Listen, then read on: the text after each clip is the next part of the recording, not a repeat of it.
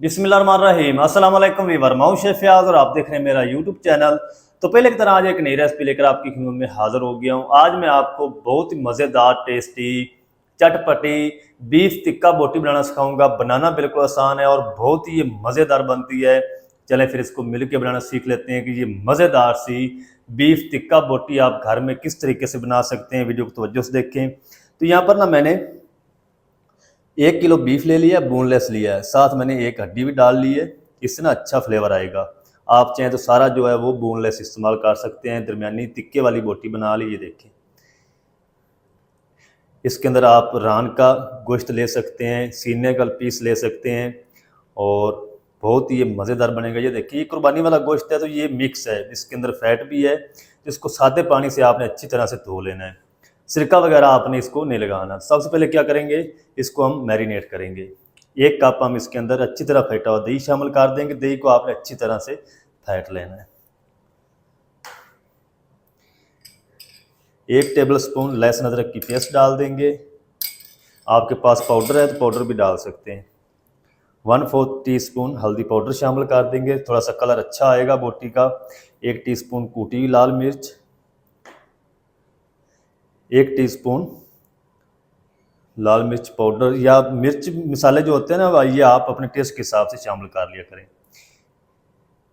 1 teaspoon भुना कूटा हुआ ज़ीरा और किसी भी ब्रांड का ना 1 टेबलस्पून आप इसके अंदर तिक्का मसाला शामिल कर दें। 1 टीस्पून या अपने टेस्ट के हिसाब से नमक शामिल कर दें। नमक पहले जो होता है ना, तिक्का मसाला कोई भी मसाला हो गया बाज़ारी, उसके अंदर नमक ऑलरेडी मौजूद होता है। तो 1 टेबलस्पून हम इसके अंदर धनिया पाउडर शामिल कर देंगे और इन सारी चीज़ों को ना अच्छी तरह से मिक्स कर लेंगे।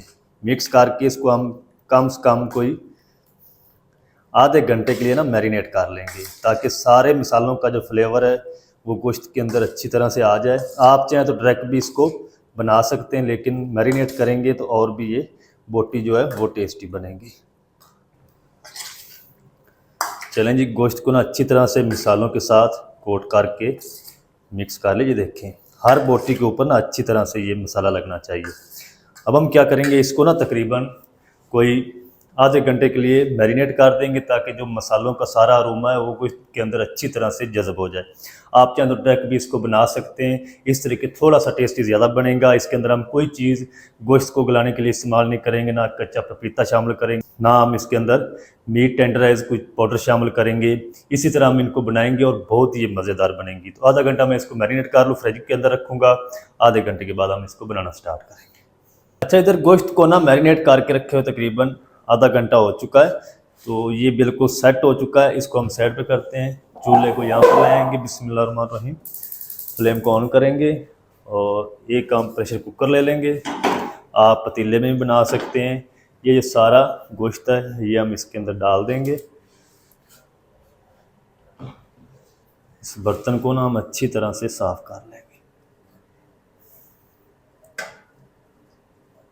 ताकि मैरिनेट वाला जो मसाला है ना सारा गोश्त के अंदर चला जाए।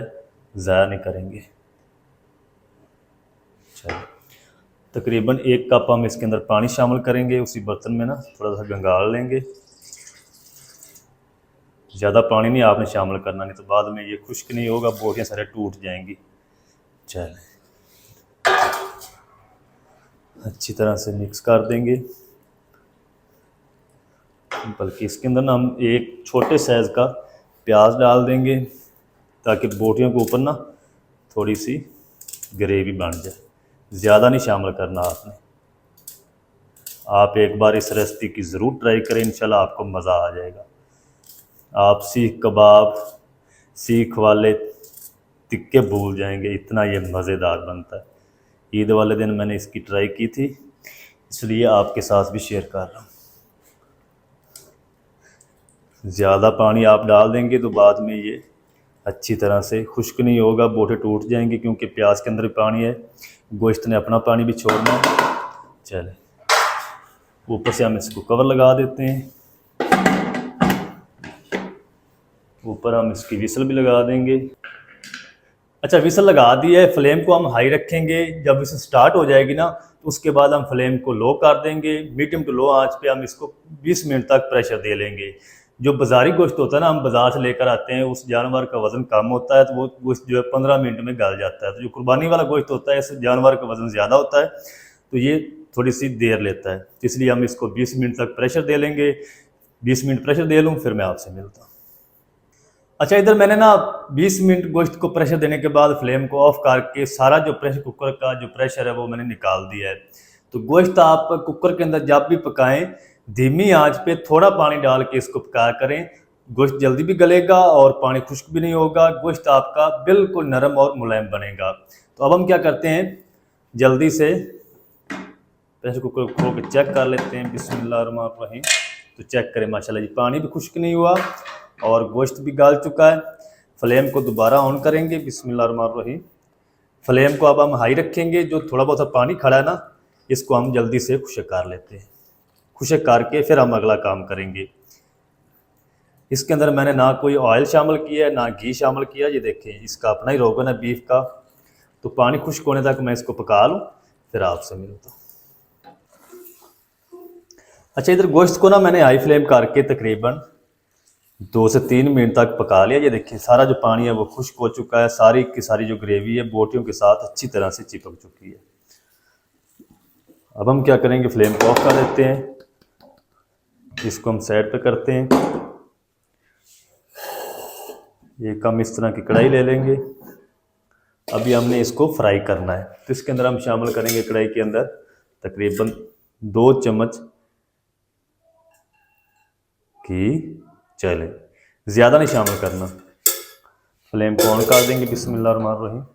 ये सारा का सारा जो गोश्त है ना, बोटियाँ हैं, ये हम इस कढ़ाई के अंदर डाल देंगे और इसको अच्छी तरह से भून लेंगे। सारे का सारा जो मसाला है ना, वो भी आपने साथ ही डाल देना। ये चले, बोटियों को हम अच्छी तरह से भून लेंगे 3 से 4 मिनट तक। इसी तरह लगातार चलाते हुए फ्लेम को हम हाई रखेंगे ताकि बोटियां जो है वो टूटे ना। हाई फ्लेम करके ना बोटियों को अच्छी तरह से फ्राई कर ले। देखिए, ऊपर इसके थोड़ा सा जो कलर है ना वो चेंज हो चुका है। ये चेक करें। इस टाइम पे आके ना हम क्या करेंगे, इसके अंदर 1 टीस्पून साबुत खुश्क धनिया जो है, इसको हाथ से क्रश करके डाल देंगे। आप चाहें तो इसको स्किप भी कर सकते हैं।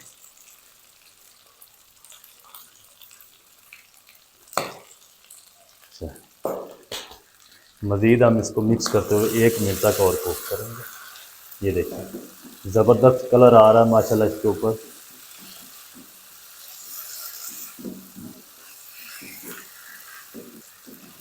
खुश्क धनिया शामिल करने के बाद ना 1 मिनट तक और इसको भून लिया। ये देखें, प्यारा सा ऊपर इसके कलर आ चुका है। इस टाइम पे आके फ्लेम को ऑफ कर देंगे। इसके अंदर हम थोड़ा सा बारीक काट किया हुआ हरा धनिया डाल देंगे। चल, ऊपर से हम इसको कवर लगा देंगे। 2 मिनट हम इसी तरह इसको ऑफ फ्लेम पे रखेंगे। 2 मिनट के बाद मैं आपको दिखाता हूँ इसकी फाइनल लुक। डिश आउट करके आप मेरे साथ रहें। वीडियो अच्छी लग रही जल्दी से वीडियो को लाइक कर दें। तो चलें जी, 2 मिनट के बाद कवर को हटाने लगे हैं। बिस्मिल्लाहिर्रहमानिर्रहीम। तो चेक करें, माशाल्लाह जी कितनी ज़बरदस्त लुक आ चुकी है। ये देखें, आपको इंशाल्लाह मज़ा आएगा। आप भी ज़रूर ट्राई करें। ये देखें, चेक करें, माशाल्लाह कलर भी ज़बरदस्त आ चुका है। ये अब हम इसको एक प्यारी सी प्लेट में करते हैं डिश आउट। ये चेक करें, माशाल्लाह।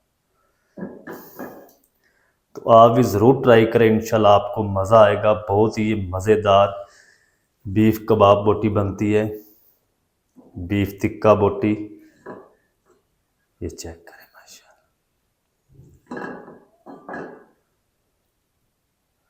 हरा धनिया और डाल देंगे। चल, तो चेक करें, माशाल्लाह। ये देखिए कितनी ज़बरदस्त लुक आ चुकी, माशाल्लाह।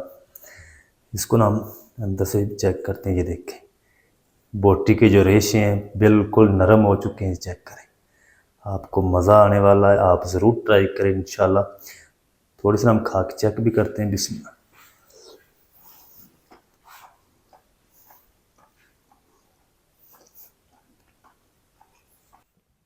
तो माशाल्लाह जी बहुत ही ज़बरदस्त टेस्टी बीफ टिक्का बोटी हमारी बनकर रेडी हुई है। आप भी ज़रूर ट्राई करें, इंशाल्लाह आपको मज़ा आएगा। बाज़ार जैसी मज़ेदार बीफ टिक्का बोटी आप घर में किस तरीके से बना सकते हैं, तमाम तरीका आपके साथ शेयर कर दिया है। वीडियो अच्छी लगे वीडियो को लाइक कर दें, चैनल पर नए तो चैनल को भी सब्सक्राइब करके बेल आइकन को ऑल पर प्रेस कर दें, ताकि इस तरह की हर नई आने वाली वीडियो आप तक पहुँच सके।